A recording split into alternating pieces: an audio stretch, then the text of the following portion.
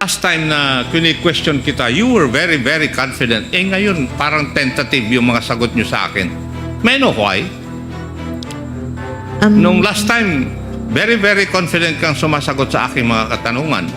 Eh ngayon, very tentative ka and very, very careful ang pagsagot mo sa akin. May I know the reason why? In other words, we can, or the COA relies only on the documentary evidence of payment. Mainly. Tama po. Yes, Mr. Chair. Yun lang ang basehan ninyo. Yes, Mr. And Chair. yung documentary evidence of payment, whether it is a lie, a truth, reasonable or unreasonable, you do not care. Yes. Kayo po ang sumagot nung tinanong ko kung yung confidential funds of the Office of the Vice President were liquidated in accordance with the protocol provided for by the Joint Circular. Kayo po ang sumagot doon, di po ba? At sinabi po ninyo na the liquidation was done in accordance with the protocol provided by the circular. Totoo po ba yan? Attorney Camora? That is true po. That is true. Mr. Chair. Okay. And kayo po ba ay sumasang-ayon sa akin na yung liquidation is merely a documentary checklist and does not actually show that the expenses are actually reasonable or even true? Would you agree with that? I would have to agree, Mr. Chair. Pakiulit po. Agree po. It's documentary. It's. Do you agree with my statement, Madam? Yes, Mr. Chair. Thank you. And would you agree also that the confidential funds of the Office of the Vice President are public funds? Yes, Mr. Chair. Thank you. And would you agree that COA or the Commission on Audit, your agency, is the agency or government agency which is supposed to be the guardian to see to it that public funds are spent properly? Would you agree with that also? Yes, Mr. Chair. Thank you. Now, since you have stated that the Office of the Vice President liquidated its confidential funds required under Joint Circular, would you also agree with me that the accomplishment report provided by the Office of the Vice President were 100% implemented? Mr. Chair, what do you mean by 100% implemented po? Na-implement ba yung pag-liquidate nung amount of 125 million as confidential fund of the Office of the Vice President? Yes, Mr. Chair, the entire 125 million was liquidated. And would you agree with me that the documentary pieces of evidence submitted by the Office of the Vice President were merely acknowledgement receipts? Would you agree with me? The documentary evidence of payment, yes, Mr. Chair. Yes, and could you give me the specifics insofar as the acknowledgement receipts submitted for the expenses insofar as the confidential fund of the OVP is concerned? Could you give us how much is for the rental of safe houses? How much would be the amount for purchase of information? Do we have the number of acknowledgement receipts submitted by the OVP? For what account, Mr. Chair? Rental of safe houses? For rental for the period fourth quarter 2022 po. Yes. It's 16 million po, Mr. Chair. Rental of safe houses. Yes, Mr. Chair. The rental is for 11 days? Would you agree with me? Yes, Mr. Chair. since the accomplishment report Pursuant to provides- the accomplishment report, yung amount for the rental of safe houses were paid for 11 days. Yes, Mr. Chair. Tama po? Yes, Mr. Chair. Yes. How about, and how many acknowledgement receipts were submitted for this? Mr. Chair, for rental of safe houses, we received 34 acknowledgement receipts. How about for transportation expense? What was the amount and the number of acknowledgement receipts submitted for its liquidation? For transportation, it's 10 million and the number of recipients is 72. 72 acknowledgement receipts. Yes, Mr. Chair. Now, for the purchase of information, the same requirement. Mr. Chair? Magkano po yung sa purchase of information? For the purchase of information based on the documentary evidence of payment, it's 14 million and the number of recipients is 142, Mr. Chair. Okay. And there are two items for rewards for medicine and various goods. Tama po. Mr. Chair, there are actually three. Three? It's payment of reward medicines, and payment of reward various goods. What would be the amount allotted for each of the three? Based on the documentary evidence of payment, for payment of reward, it was 10,050,000. For medicines yun? For reward lang. For reward lang. 10 million? 50,000. Okay.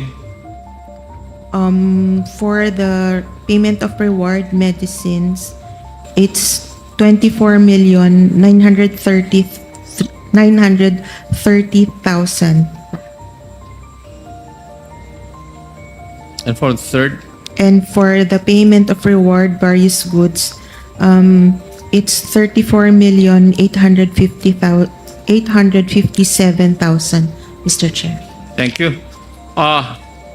Comsec, pwede po bang pakita natin yung sample ng acknowledgement receipt for the payment of rental of safe houses?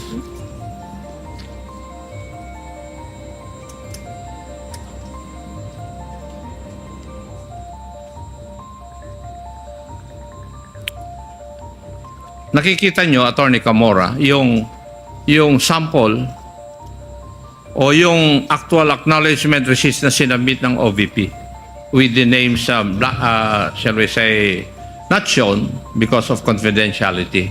Tama po ba ito? Yes, Mr. Chair. Is there an acknowledgement receipt which acknowledge the amount of 500,000 pesos for the payment of rental of safe house? I will check, Your Honor.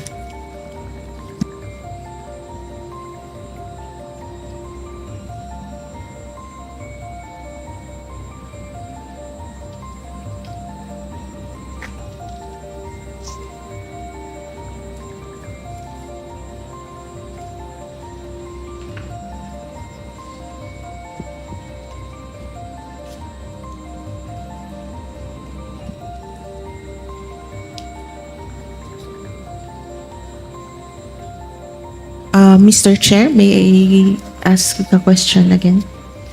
Meron po bang acknowledgement receipt amounting to 500,000 for the payment of rental of safe house? Meron po, Mr. Chair. Para sa isang safe house lang ito? We have no information, Mr. Chair. What we know is para sa isang recipient nung yung money paid po. If I asked you the question, yung 500,000 ba yun for 11 days or for 1 day?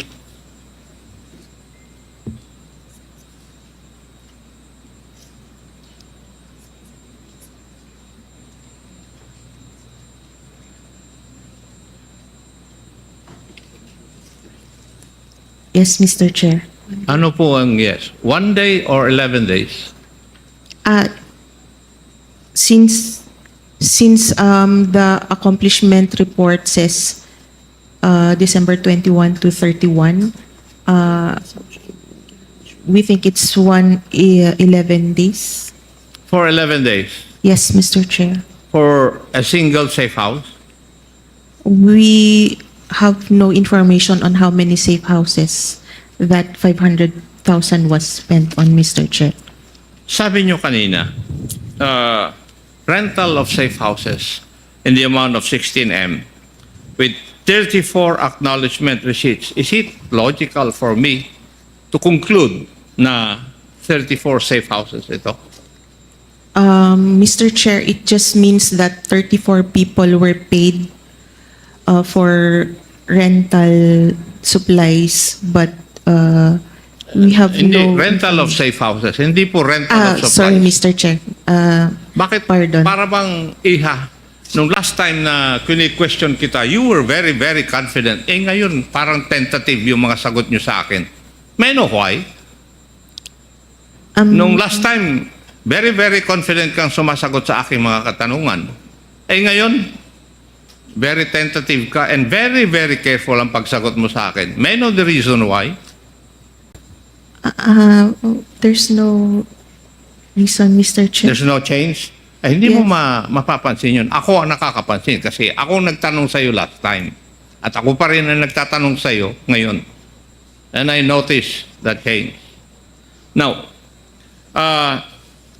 yung 34 acknowledgement receipts given by 34 persons, hindi ba nangangulugan yung 34 na safe houses yon?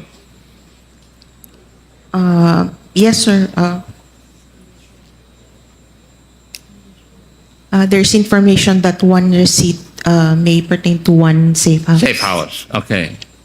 So, if I asked you, yung receipt na amounting to 500,000 for the payment of rental of safe house, would it be logical for me to conclude that this is for one safe house for 11 days? Yes, Mr. Chair.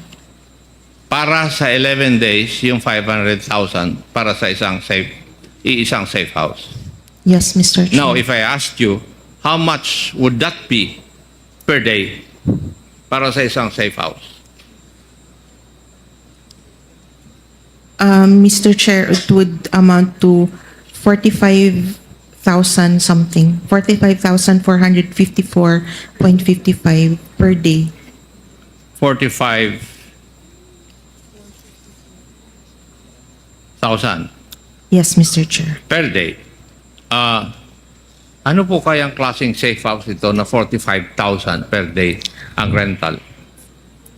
Samantalang yung mga ibang magagandang lugar, mas mura pa kaysa rito sa 45,000. Could you give us an idea of that? Mr. Chair, we do not have information on the safe houses. What do you say? You do not have any information about the safe houses? Since you were asking po, Hindi nyo alam kung high class na safe house? no information, Mr. You Chair. do not. Kasi nakapagtataka lang po na ang safe house per day would be rented with 45,000 for one safe house. Di po ba? Hindi kayo nagtataka? Yes, Mr. Chair, but since they have submitted the liquidation reports po. So, as long as an agency would submit yung mga receipts or acknowledgement receipts in their liquidation of the amount, wala na po kayong, you do not have the, shall we say, the wherewithal or the jurisdiction to find out whether the expenditures are reasonable or true? Are you trying to tell us that? It's more on the submission of the... It's more on compliance Yes, with the Mr. requirement. Chair. Yun lang. Yes, Mr. Chair. And you are supposed to be the guardian of the use of public funds. Mr. Chair, one of the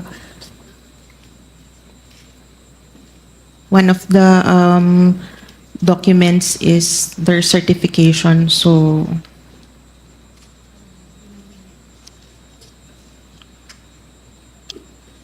Yun, we that is re- enough. Yes, Mr. Chair. And you do not determine whether it's reasonable or true. Since it is compliance, we often do not. Okay.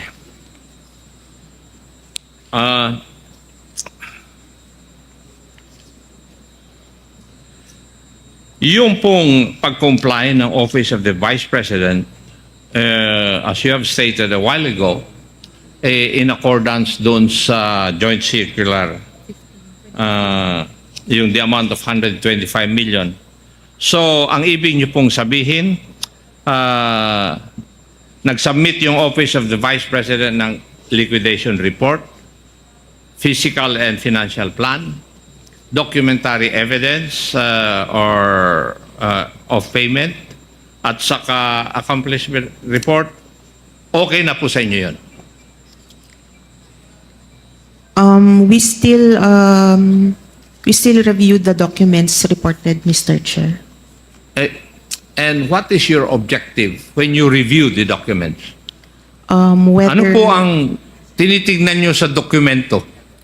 whether compliant po siya, Mr. Chair, sa requirements under Kaya the joint nga, circular. tinignan nyo lang kung yung documents would comply with the joint circular. Yes, Mr. Chair. And you do not determine whether kasinungalingan na, totoo o hindi, yung nakalagay doon po sa documents. Are you trying to tell this committee that? Mr. Chair, we have issued an ND on the Hindi, sagutin nyo muna po yung aking katanungan. Para bang ang sinasabi nyo dito sa amin, dito sa committee na ito na nag-iimbestiga, na basta't na kompleto po yung mga dokumento required by the joint circular, okay na sa inyo. Pero sinabi ninyo na nire-review ninyo yung documents. Ano po yung hinahanap ninyo dun sa dokumento? Na it is also in accordance with form and substance? Ganun po ba? yes, Mr. Chair, since And- prescribed din po sa joint circular ang Yes. forms. And you do not determine whether kasinungalingan, may katotohanan. Yun nakalagay po doon. We check the certification as long as the certification is there, Mr. Hindi Chair. naman po nyo sinasagot sa katanungan ko eh. Doon sa pagre-review ninyo, hindi kasali na i-review ninyo kung pwedeng totoo yung nilalagay doon o hindi. Mr. Chair, yung ano lang po, submission lang po talaga. Kaya nga, form and substance lang. Yes, Mr. Chair. Okay. Whether it's unreasonable, out of this world, you do not care. Unless it's really, really far-fetched. But, Mr. Chair, it's more on submission po talaga ng documents required. Yeah. Sige.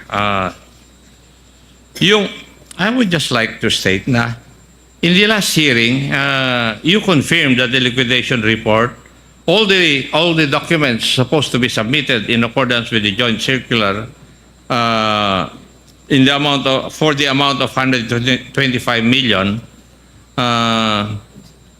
nakalagay doon yung 14 million for the purchase of information, pero walang detalye. Ano yung mga impormasyon na yon? Or it does not even show how important those informations were. Worth 14 million. Yung 35 million for supplies na ginamit in 11 days. Hindi po katakataka yun? Mr. Chair, 35 million for supplies in 11 days. Hindi po kayo nagtaka doon? as long as they submitted po the Wala nga mangyayari sa atin. acknowledgement receipts. so long as they submit the acknowledgement receipts. Yes, Mr. Chair. Okay.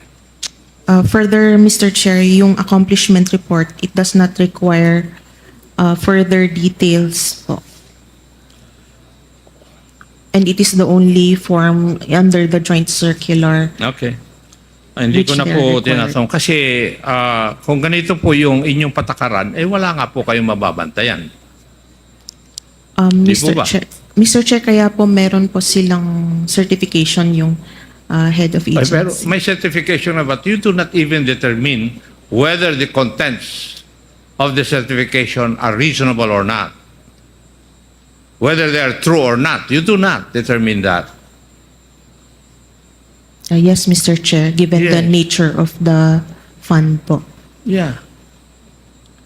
Kagaya ng 40 million for medical and food aid, ilang kayang informant ang ginamot at binigyan ng gamot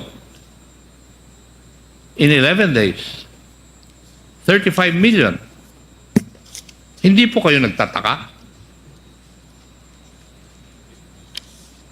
For supplies po, Yes. Hindi po ba? Ang there report were nyo kanina 69 for recipients. medical and food aid, 40 million. Di po ba? Yes, Mr. Chair. Yes.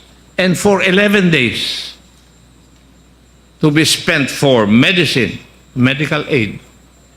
Hindi kayo nagtataka? Paano na-spend yun in 11 days? 5 of which are holidays. Mr. Chair, given the nature of the fund, that it's confidential. Doon po kayo bumabalik doon sa nature of the fund palagi eh. Yun ang Otherwise, napapansin Mr. ko Chair, na doon kayo nagko-cover. Pero definitely, your job is to see to it that public funds are spent properly. I asked you that. Yes, Mr. Chair. Yes. Now, may I ask you, personally, are you safeguarding the expenditure of public funds insofar as your job is concerned? I would like to think so, sir. Yes. You would like to think so. Okay. Wala nga tayong kuwan mangyayari. In other words, we can, or the COA relies only on the documentary evidence of payment. Mainly. Tama po. Yes, Mr. Chair. Yun lang ang basehan ninyo. Yes, Mr. And yung Chair. documentary evidence of payment, whether it is a lie, a truth, reasonable or unreasonable, you do not care. That is what you're trying to tell us. It is since it's just compliance, sir. Kaya nga, in other words, para bang ang sinasabi nyo sa akin, I do not know how my other colleagues would take that, pero parang ministerial na lang yung trabaho nyo pala. If we read through the Yes. joint circular. That is sir. what you're trying to tell me. Okay? Ministerial lang pala yung trabaho ninyo. Masarap na trabaho yan, ah. Di po ba?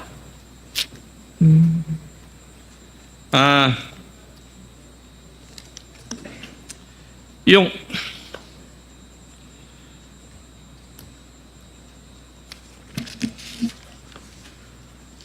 pag tignan natin ang liquidation report, ang nakalagay lang dito ay ginastos ng Office of the Vice President the amount of 125 million from December 21 to 31, 2022 or 11 days. And this was certified by the Vice President, by the Special Disbursing Officer, Madam Gina Acosta, and the Chief Accountant, Madam Julieta Villa del Rey. Would that be correct? Yes, Mr. Chair. Now, kung babase naman po tayo dun sa accomplishment report, ang makikita lang natin dito ay gumastos ang Office of the Vice President ng 125 million from December 21 to 31, 2022 for surveillance and monitoring activities in 132 areas. Dito rin, wala tayong magawa. Kagaya ng sagot po nyo sa akin, we have no choice but to check the the documentary evidence of payments submitted by the office para malaman kung saan or paano ginastos ng OVP yung 125 million. Yun po yung pinararating nyo po sa amin. Yes, Mr. Chair. Hi. So, yung titignan po natin talaga is yung pinakita natin na acknowledgement receipt, ganyan lang talaga ang format. That is what Nakalagay lang ang amount, pangalan at signature ng tumanggap, at date kung kailan niya ito natanggap. That is it. Yes, Mr. Chair. Yun yung sinubmit po nila sa amin. And COA does not try to determine kung sino man yung taong yun, existing ba siya o hindi. You do not. No, Mr. Chair. No, thank you. Para lang for my information. So, you do not have any means or you do not exert any means para ma-determine kung totoo yung mga nakalagay sa acknowledgement receipt. You just take it hook, line, and sinker na totoo po yun. Mr. Chair, probably we could, but given the limited manpower po of the ICFAO, Ni walang ID yung tao na sinasubmit. no, Mr. Chair. No, wala. Talagang sikretong-sikreto. What was submitted to us, that is what we audit, Mr. Chair. Okay. Pwede ko rin ba i-conclude na walang paraan ang COA para malaman kung gagawa lang acknowledgement receipts na ito? If we base it on the joint circular, it is no. Pakisagot niyo po yung aking katanungan. Hindi ko po tinatanong yung tungkol sa joint circular or whatever. Ang katanungan ko po wala pong paraan na magagawa ang COA para malaman kung gawa-gawa lang ang mga acknowledgement receipts na sinubmit. Would my statement be correct? Yes, Mr. Chair. I beg your pardon? Tama? Tama po. Okay. Sa madaling salita, kahit na sabihin natin hindi naman talaga natanggap ng isang tao yung amount of 500,000 for the payment of the safe houses, kagaya na nakalagay kanina, hindi talaga sinusuri ng COA ito. Talagang hindi kasama sa inyong job description na suriin ito. In spite of the fact na sinabi nyo kanina na nire-review nyo naman yung mga dokumentong ito. Tama? Yes, Mr. Chair. Yes. Actually, hindi ito ang aking pinagkakabahala Kung tutuusin natin, at least, kung nakalagay dyan, Juan de la Cruz ang full name, pero may nakikita akong acknowledgement receipt sa mga sinabmit po ninyo na initials lang ang nakalagay. Instead na, for example, Juan de la Cruz, J. Cruz lang ang nakalagay na tumanggap ng amount of 500,000 for the payment of safe houses mula sa Office of the Vice President. Kung ganitong proof lang ang papasa na sa COA, wala na talaga kayong paraan para matanong yung taong tumanggap ng pera. Di po ba? Yes, Mr. Chair. It is really yung pag sa Intel and Confif Fund po. There's no verification. Also, even if we have means right now, yung manpower po ng ICFAO cannot handle if alone itong si OVP, we cannot verify all those people, and we audit all confidential and intelligence funds for the whole country. So, hindi po kaya for now, Mr. Chair. you did not find it, shall we say, unusual for an amount or the amount of 125 million ay magamit ko sa 11 days? Well, personally, malaki nga po siya, but Hindi. Personally, sinabi mo. yes po. Personally, you find it unusual? It could be na medyo malaki nga po yung amount. And hindi mo, wala kang ginawa? Since You they've found it unusual and yet wala kang ginawa? submitted all the requirements under the joint circular, Tama na. okay na po, Mr. Chair. Thank you, Mr. Chair. Marami pong salamat, Madam Kawa. Thank you, Mr. Chair. Congressman Acop.